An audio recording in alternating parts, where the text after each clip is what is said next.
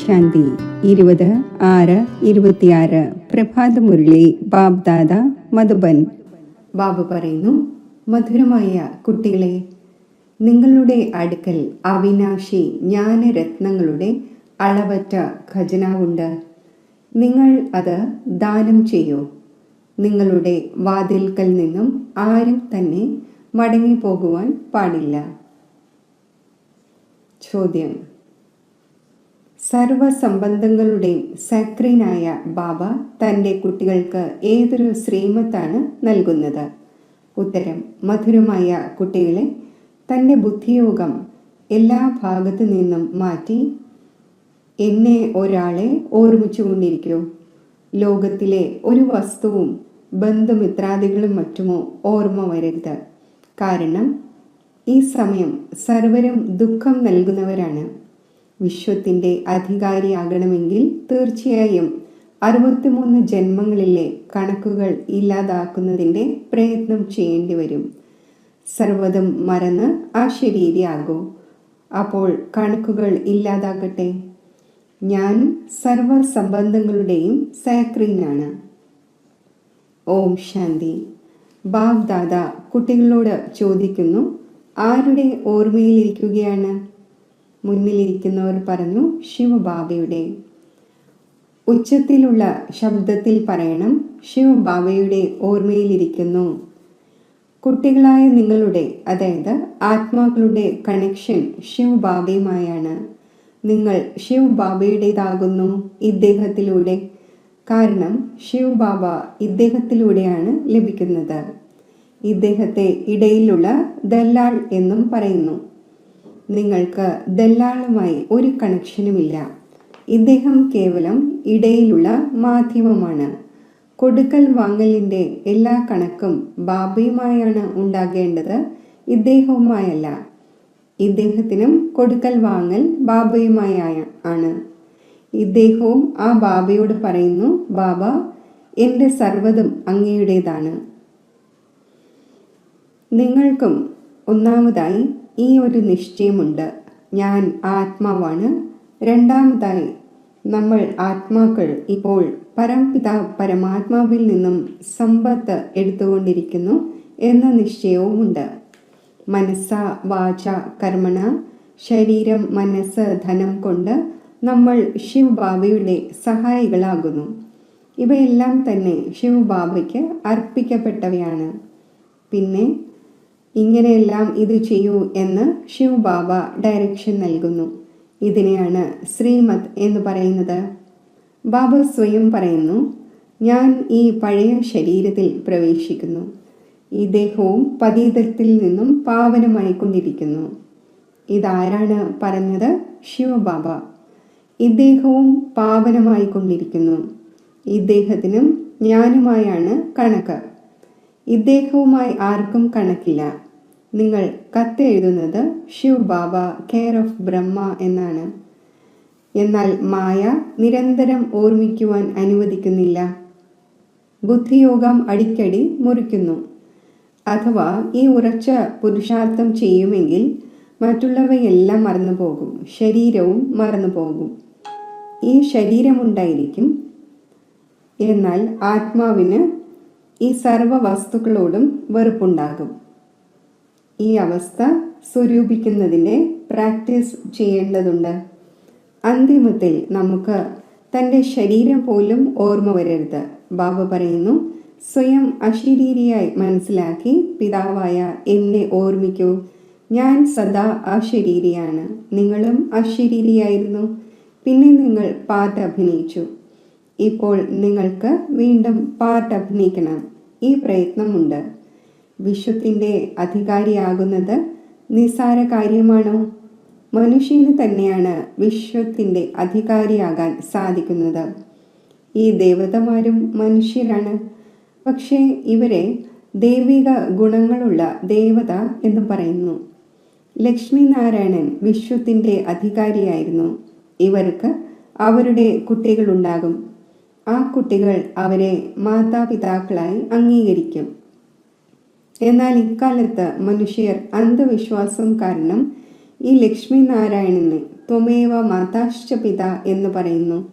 വാസ്തവത്തിൽ ഈ മഹിമ ശിവബാബയുടേതാണ്. ദേവതമാരുടെ മഹിമ പാടുന്നു താങ്കൾ സർവഗുണ സമ്പന്നം എന്ന്. എന്നാൽ അവരുടെ പൂജ എന്തുകൊണ്ട് ചെയ്യുന്നു ഇതാർക്കും അറിയില്ല. ഇപ്പോൾ നിങ്ങൾ ഇങ്ങനെയുള്ള മഹിമ പാടില്ല, നീ മാതാവും പിതാവും എന്ന്. നിങ്ങൾക്കറിയാം, ആ ശിവബാബ ആ നിരാകാരനായ പരംപിത പരമാത്മാവാണ്. ആ ഒന്നിൽ നിന്ന് തന്നെയാണ് അളവറ്റ സുഖം ലഭിക്കുന്നത്.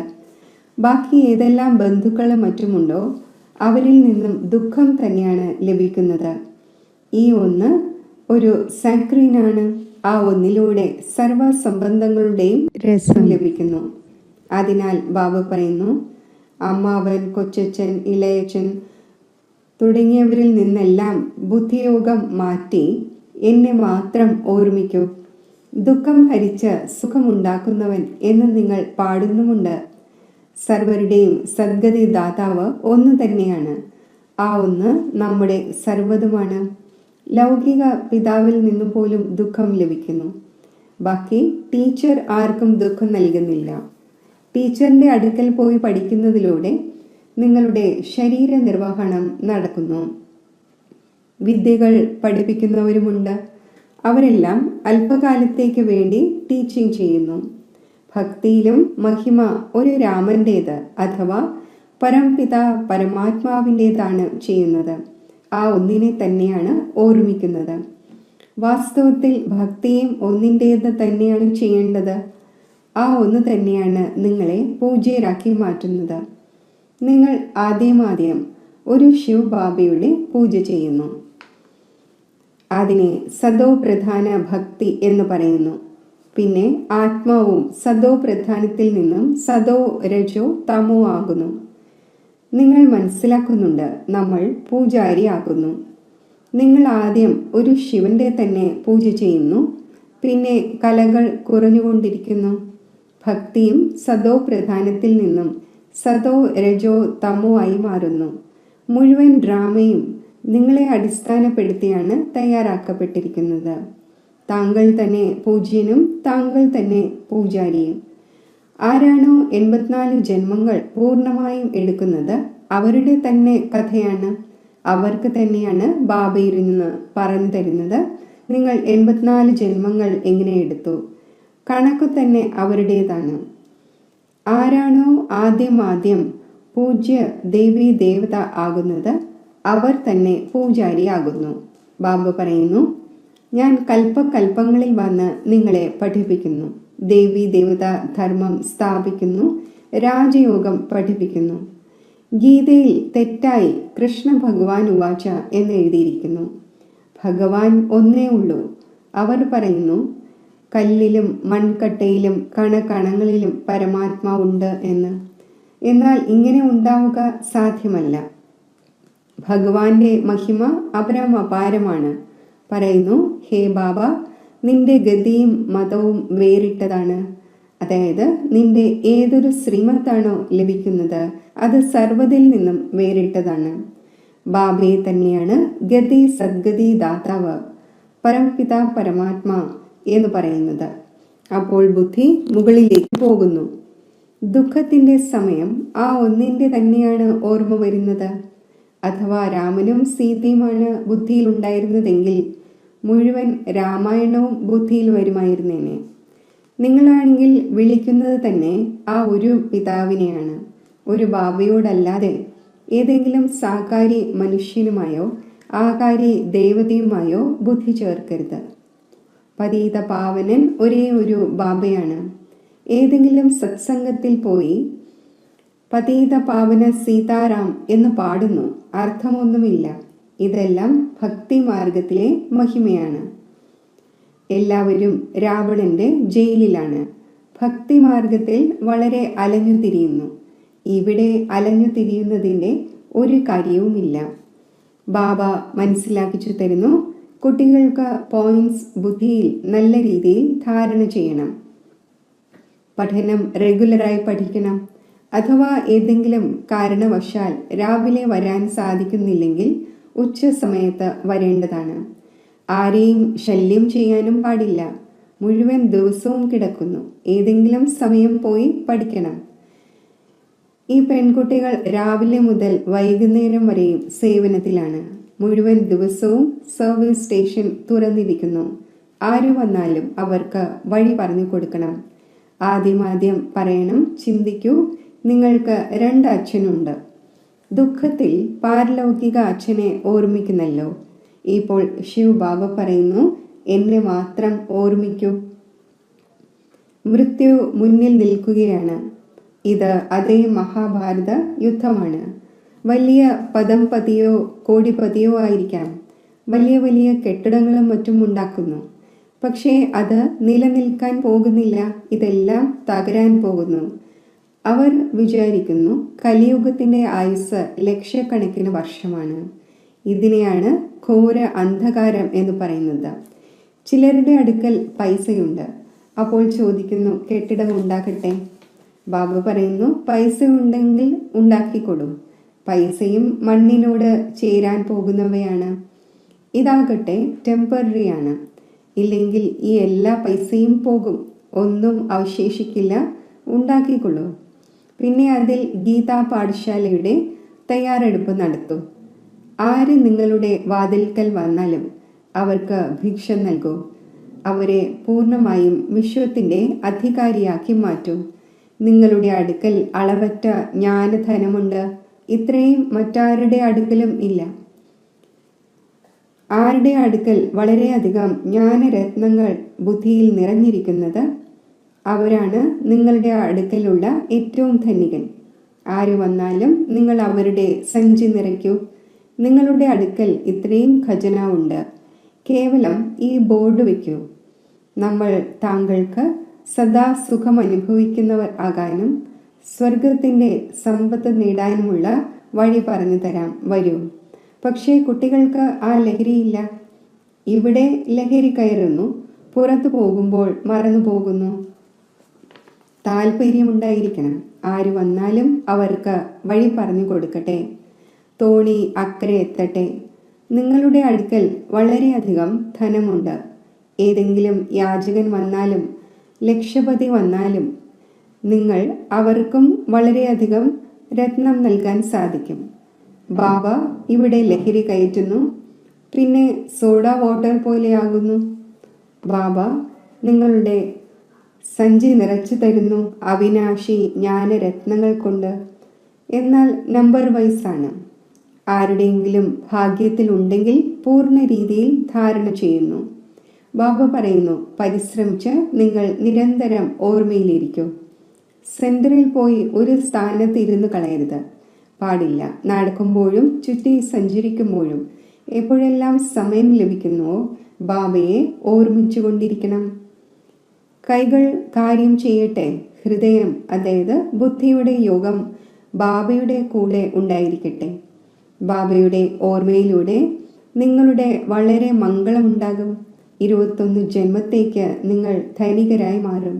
പരിധിയില്ലാത്ത ബാബ പരിധിയില്ലാത്ത സമ്പത്ത് നൽകുന്നു. ഭാരതം സ്വർഗമായിരുന്നു, ഇപ്പോൾ നരകമാണ്. ബാബ പറയുന്നു, ഇപ്പോൾ എന്നെ ഓർമ്മിക്കൂ, എങ്കിൽ നിങ്ങളുടെ ആത്മാവ് സദോ പ്രധാനമായി മാറും. ബാബയെ ഓർമ്മിക്കുമെങ്കിൽ ലഹരി കയറും. നമ്മളെ പോലെ ധനികർ സൃഷ്ടിയിൽ ആരും തന്നെയില്ല. ബാബയെ തന്നെ ഓർമ്മയില്ലെങ്കിൽ ധനം എവിടെ നിന്ന് വരും? സ്വർഗത്തിലാണെങ്കിൽ കുട്ടികളായ നിങ്ങൾക്ക് അപാര സുഖം ലഭിക്കുന്നു. ശാസ്ത്രങ്ങളിൽ എത്ര കെട്ടുകഥകൾ എഴുതിയിരിക്കുന്നു. പാടുന്നുമുണ്ട്, രാജാവ് രാമൻ, പ്രജയും രാമൻ, ധർമ്മം കൊണ്ടുള്ള ഉപകാരമാണ്. പിന്നെ പറയുന്നു, രാമന്റെ സീത അപഹരിക്കപ്പെട്ടു, വാനരസേനയെ ഉണ്ടാക്കി എന്നല്ല. മുൻപ് സ്വയവും പഠിച്ചിരുന്നു, ഒന്നും മനസ്സിലാക്കിയിരുന്നില്ല. ഇപ്പോൾ എത്ര മനസ്സിലാവുകയാണ്, എത്ര വണ്ടർഫുൾ കാര്യങ്ങൾ എഴുതിയിരിക്കുന്നു. ബാബ പറയുന്നു, എനിക്ക് പ്രകൃതിയുടെ ആധാരമെടുക്കേണ്ടി വരുന്നു. ത്രിമൂർത്തിയിലും ബ്രഹ്മ വിഷ്ണു ശങ്കരനെ കാണിക്കുന്നു. എന്നാൽ വിഷ്ണു ആരാണ്, എവിടെ വസിക്കുന്നു എന്നതും മനസ്സിലാക്കുന്നില്ല. വിഷ്ണുവിൻ്റെ ക്ഷേത്രത്തെ നരനാരായണന്റെ ക്ഷേത്രം എന്നും പറയുന്നു. എന്നാൽ അർത്ഥമൊന്നും തന്നെ മനസ്സിലാക്കുന്നില്ല. വിഷ്ണുവിന്റെ ഈ രണ്ട് രൂപമായ ലക്ഷ്മി നാരായണനും സത്യയുഗത്തിൽ രാജ്യം ഭരിച്ചിരുന്നു. ഇപ്പോൾ നിങ്ങൾ മനുഷ്യനിൽ നിന്നും ദേവതയായിക്കൊണ്ടിരിക്കുന്നു. ആരെങ്കിലും വരികയാണെങ്കിൽ പറയൂ, ഇത് കുമാരിമാരാണ്. അപ്പോൾ പ്രജാപിത ബ്രഹ്മാവ് സർവരുടെയും പിതാവായി. വളരെയധികം പ്രജകളുണ്ട്. പേര് കേട്ടിട്ടുണ്ടല്ലോ. ഭഗവാൻ ബ്രഹ്മാവിലൂടെ ബ്രാഹ്മണരെ രചിച്ചു. ബാബ തീർച്ചയായും കുട്ടികൾക്ക് സമ്പത്ത് നൽകിയിട്ടുണ്ടാകുമല്ലോ. കുട്ടികളായ നിങ്ങളെ വിശ്വത്തിന്റെ അധികാരിയാക്കുന്നു. നിങ്ങൾ ശിവബാബയിൽ നിന്നും സമ്പത്ത് നേടുന്നു. ഒന്നാണ് ലൗകിക പിതാവ്, മറ്റൊന്നാണ് പാരലൗകിക പിതാവ്. ഇപ്പോൾ നിങ്ങൾക്ക് ഈ അലൗകിക പിതാവിനെ ലഭിച്ചിരിക്കുന്നു. ഇദ്ദേഹം രത്നവ്യാപാരിയായിരുന്നു. ഇദ്ദേഹം ഒന്നും തന്നെ അറിഞ്ഞിരുന്നില്ല. ഇദ്ദേഹത്തിന്റെ വളരെയധികം ജന്മങ്ങളുടെ അന്തിമത്തിൽ ഇദ്ദേഹത്തിൽ പ്രവേശിക്കുന്നു എന്ന് ഇദ്ദേഹത്തെക്കുറിച്ച് ബ്രഹ്മാവിനെ കുറിച്ച് തന്നെയാണ് പറയുന്നത്. വാനപ്രസ്ഥയാകുന്നതിന്റെ സമ്പ്രദായവും ഭാരതത്തിലുണ്ട്.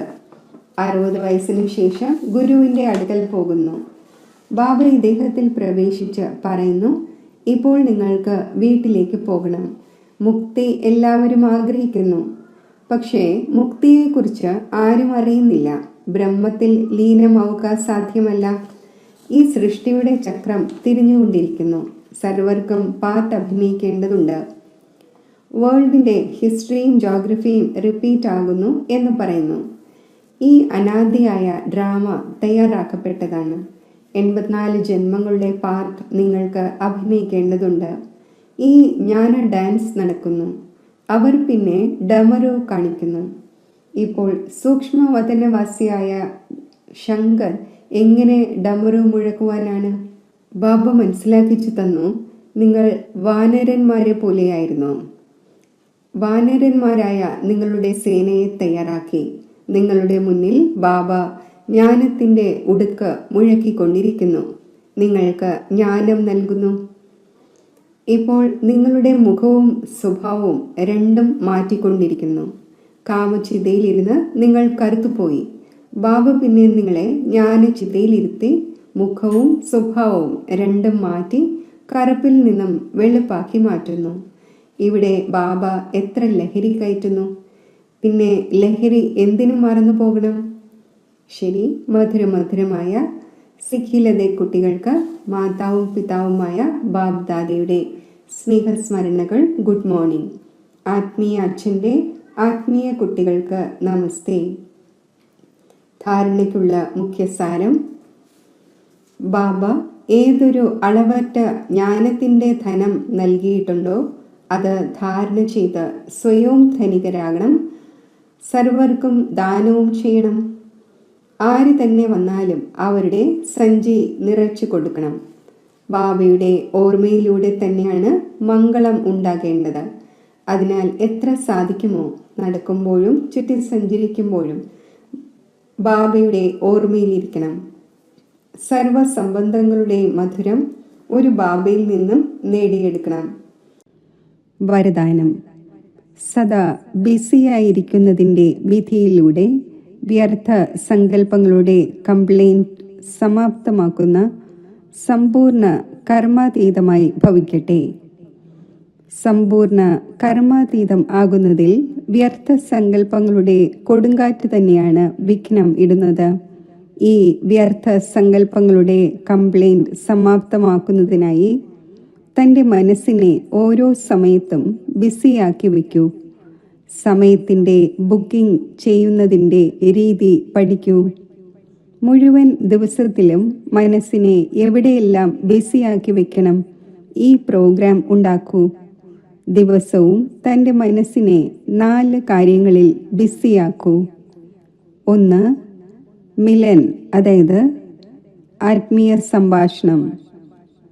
2. വർണ്ണന അഥവാ സർവീസ്. 3. മഗ്നം. 4. ലഗൻ അഥവാ തീവ്രമായ ആഗ്രഹം. ഇതിലൂടെ സമയം സഫലമാകും. വ്യർത്ഥത്തിൻ്റെ കംപ്ലൈൻറ്റുകൾ ഇല്ലാതാകും. സ്ലോഗൻ: സഫലതയെ പരമാത്മാ ബർത്ത് റൈറ്റായി മനസ്സിലാക്കുന്നവർക്ക് തന്നെയാണ് സദാ പ്രസന്ന ചിത്തമായി ഇരിക്കുവാൻ സാധിക്കുന്നത്. അവ്യക്ത സൂചന: സദാ ഹർഷിതമായി ഇരിക്കുന്നതിനായി തൻ്റെ നേച്ചർ സരളമാക്കൂ, സഹനശീലരാകൂ. സരളത കൊണ്ടുവരുന്നതിനായി കേവലം ഒരു കാര്യം തീർച്ചയായും ശ്രദ്ധയിൽ വയ്ക്കേണ്ടതുണ്ട്. തൻ്റെ സ്ഥിതി സ്തുതിയുടെ ആധാരത്തിൽ ആകരുത്. പല കുട്ടികളും കർത്തവ്യത്തിൻ്റെ ഫലത്തിൻ്റെ ഇച്ഛ കൂടുതൽ വയ്ക്കുന്നു. അതിനാൽ എപ്പോഴാണോ സ്തുതി ഉണ്ടാകാത്തത് അപ്പോൾ സ്ഥിതി ചഞ്ചലതയിൽ വന്നു പോകുന്നു. നിന്ദ ഉണ്ടാകുന്നുവെങ്കിൽ അനാഥരായി മാറുന്നു. തൻ്റെ സ്റ്റേജിനെ ഉപേക്ഷിച്ച് നാഥനെയും മറക്കുന്നു. അതിനാൽ സ്തുതിയുടെ ആധാരത്തിലാകരുത് സ്ഥിതിയെ നിലനിർത്തുന്നത്.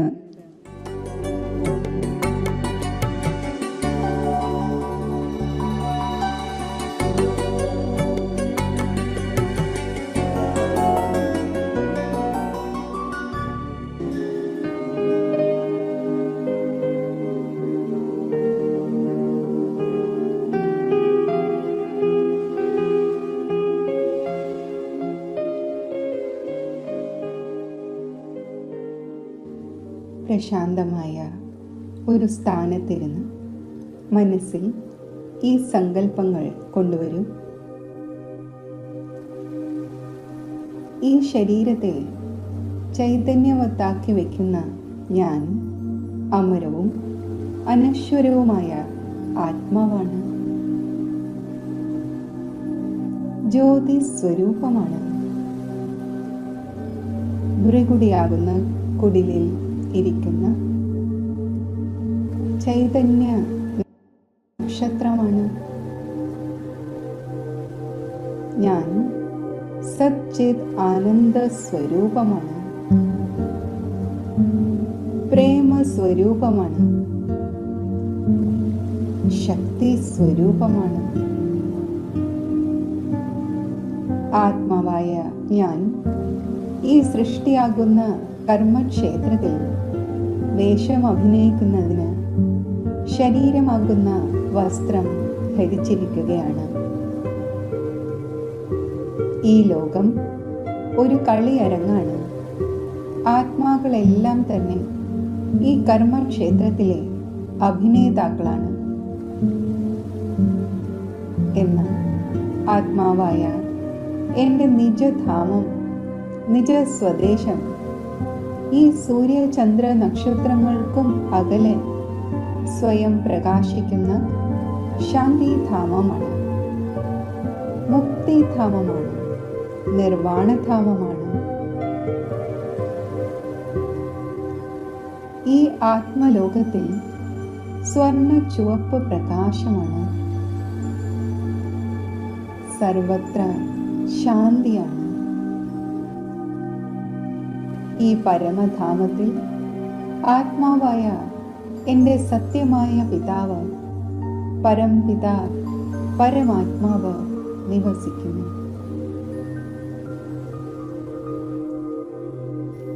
ശിവപരമാത്മാവ് മംഗളകാരിയും ഹിതകാരിയുമാണ്. രൂപത്തിൽ ജ്യോതിർബിന്ദുവും സർവഗുണങ്ങളുടെയും സിന്ധുവുമാണ്. ആനന്ദം, പ്രേമം, ശാന്തി, ശക്തി എന്നിവയുടെ സാഗരമാണ്. പതീത പാവനനും സർവ ദുഃഖങ്ങളും ഹരിച്ച് സുഖം തരുന്നവനുമാണ്. ദിവ്യ ചക്ഷു ദാതാവാണ്. ദിവ്യ ബുദ്ധി ദാതാവാണ്. പരമാത്മാ ശിവന്റെ ഈ സാന്നിധ്യത്തിൽ ഞാൻ ആത്മാവ് സ്നേഹവും ശാന്തിയും ശക്തിയും അനുഭവിക്കുന്നു.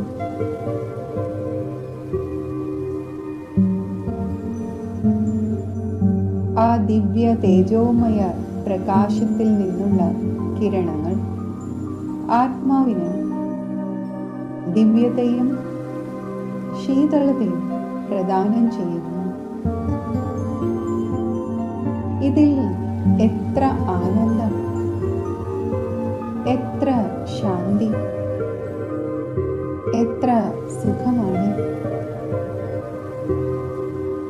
ശിവസാഗരത്തിൻ്റെ ആഴങ്ങളിലേക്ക് അലിഞ്ഞു ചേരുമ്പോൾ എന്നിലെ വ്യക്തിത്വം വികസിച്ച് ഈശ്വരൻ്റേതുമായി ഏകീഭവിക്കുന്നു.